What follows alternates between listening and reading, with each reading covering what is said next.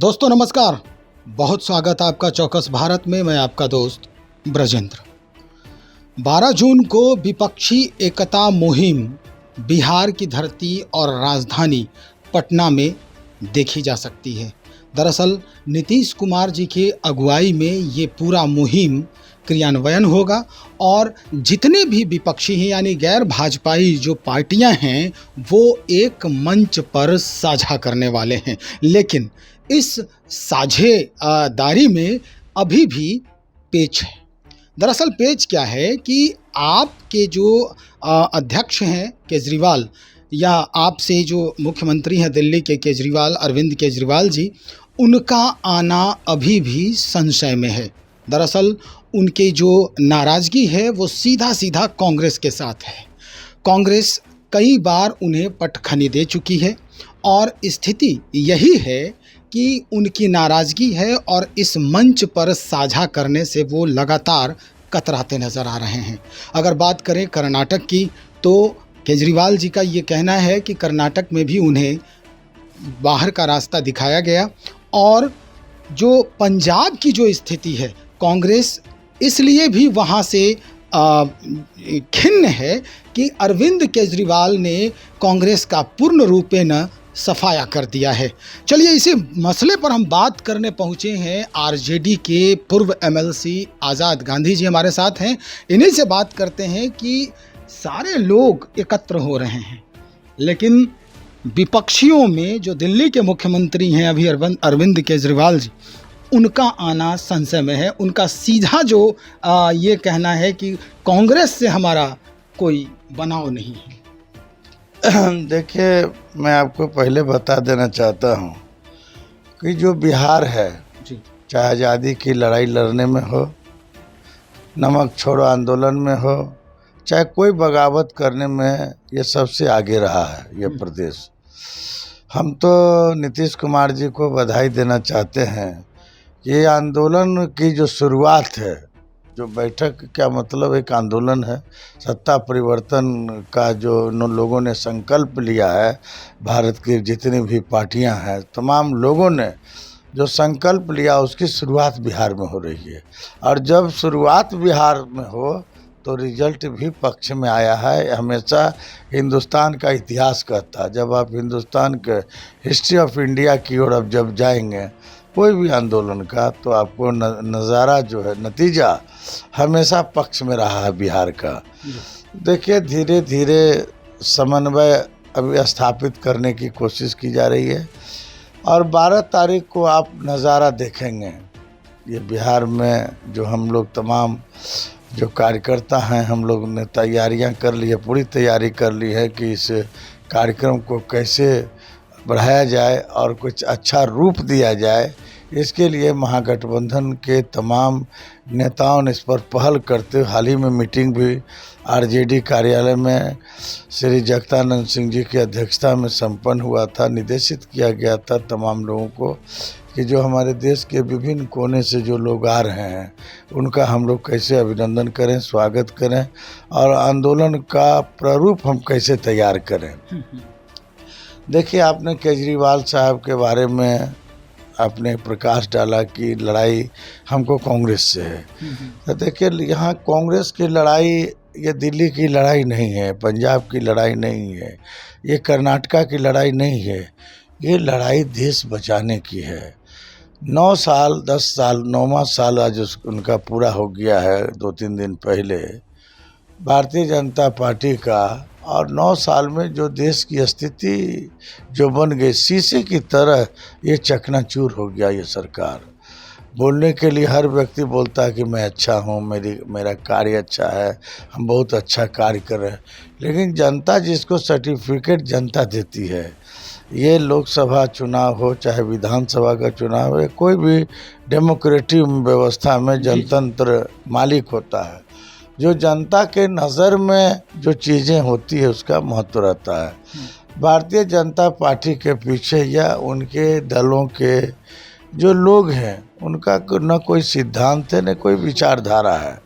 आज इसी का कारण है कि 9 साल में अपनी छवि जिस तरह से शेयर में गिरावट आता है, कई शेयरों में आपने गिरावट देखा होगा कि उस मार्केट में लोग उसको लेना नहीं चाहते हैं। उसी तरह से भारतीय जनता पार्टी का शेयर मार्केट की तरह इतना गिरावट आ गया है कि फिर ही पनपने वाला ये पार्टी अब नहीं है। आप देखिए ना, बिहार में सम्राट चौधरी के खिलाफ मंगल पांडे बोल रहे हैं, कभी विजय कुमार सिन्हा जो नेता प्रतिपक्ष विधानसभा के हैं कि मुख्यमंत्री वही बनेगा जो आरएसएस से जो संस्कार रखता हो।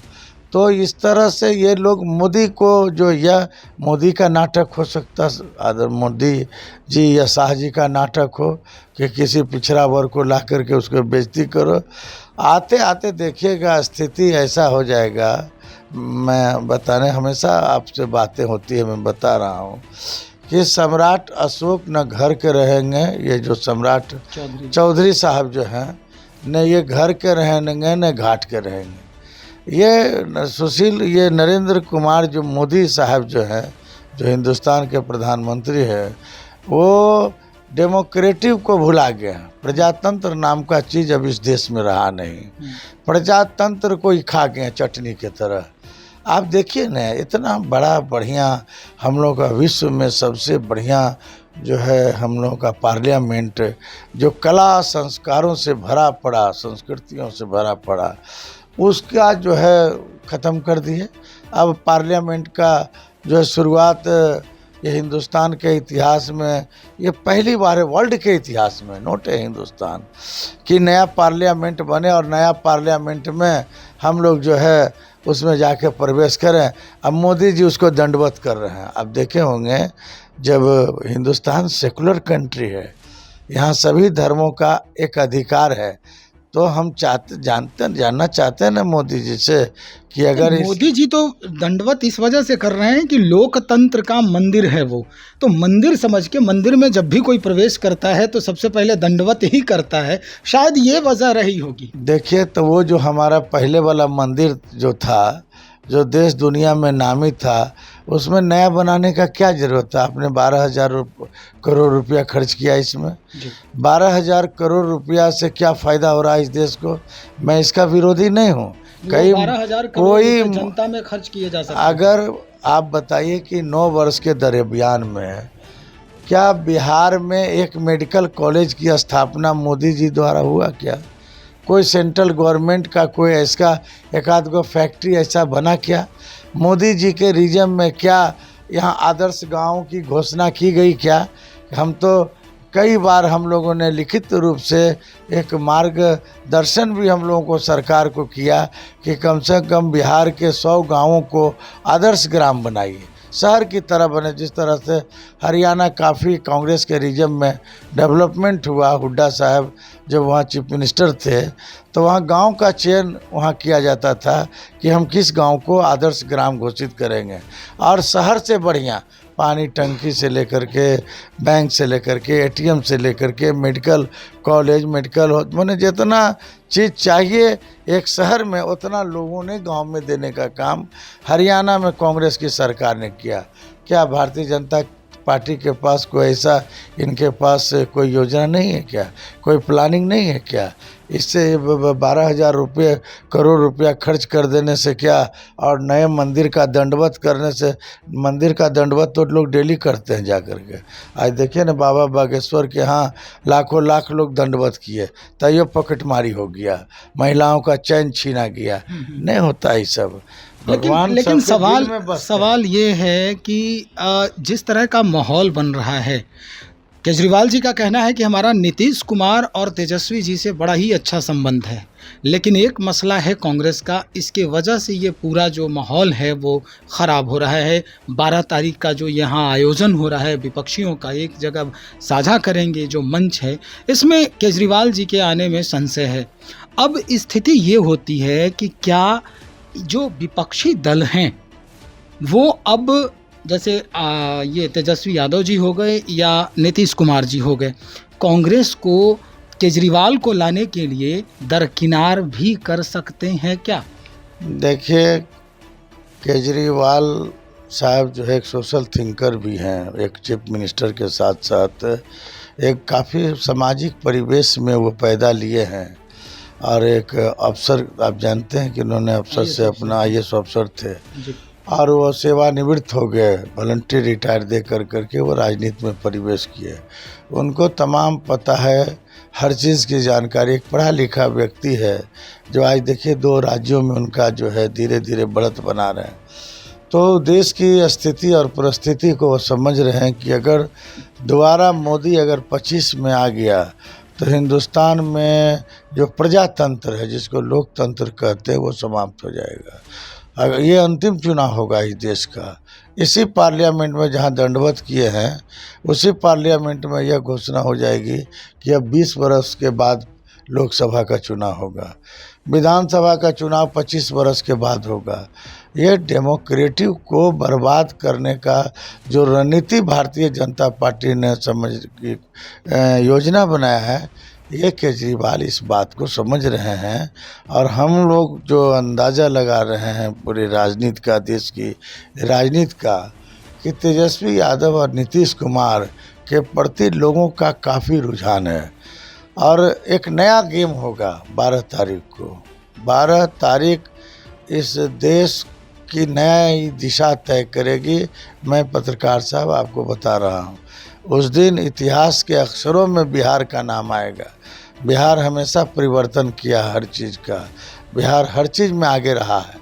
और उस दिन 12 तारीख को देखिएगा कि एक नई रणनीति के तहत जो योजनाएं बनेगी, जो प्लानिंग बनेगा मोदी साहब को डैमेज करने का और सेकुलर फ्रंट को आगे करने का, एक मिसाल कायम होगा। और यह मिसाल आप देखिएगा कि पूरे हिंदुस्तान में एक अलग की ज्योति जगाएंगे लोग। और तमाम पार्टियां, जितने पार्टी आप देखें ना, कि महाराष्ट्र के एक बड़े नेता जो पुराने कट्टरपंथी RSS के थे, उनका बयान भी इधर हाल में हम लोग के साथ हैं। और उनका बयान आपने देखा होगा, जो मोदी भारतीय जनता पार्टी के बारे में उन्होंने जो बयान दिया और कहा कि प्रजातंत्र को अगर बचाना है और हिंदुस्तान को अगर बचाना और ऊंची ऊंचाइयों पर ले जाना इस देश को, तो इस भारतीय जनता पार्टी को हराना होगा। और सेकुलर फ्रंट की जो शक्तियां हैं, जिसमें तमाम लोगों का समान अधिकार है, उस शक्ति को हिंदुस्तान में लाना है। और जिसको लोग कहेंगे गठबंधन जो बना है, जिसके हमको लगता है कि कन्वेनर का भी नामित हो जाएंगे उस दिन, कन्वेनर जो इसको संचालन के लिए, बिना कन्वेनर का तो होगा नहीं। तो कन्वेनर जो है महागठबंधन का कन्वेनर भी सौभाग्य की बात है कि बिहार को ही मिलने जा रहा है। और आने वाला समय लगता है कि बिहार के लिए खुशखबरी की बात होगी।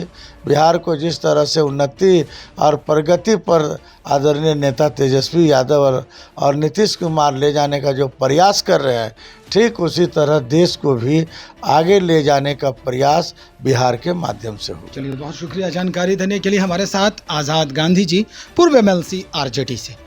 इन्होंने स्पष्ट कर दिया है कि असल वजह क्या है विपक्षी एकता को मजबूत करने की।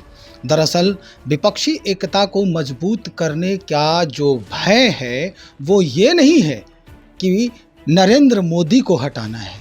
भय ये है कि भारतीय जनता पार्टी को इस पूरे व्यवस्था से दरकिनार कर देना है।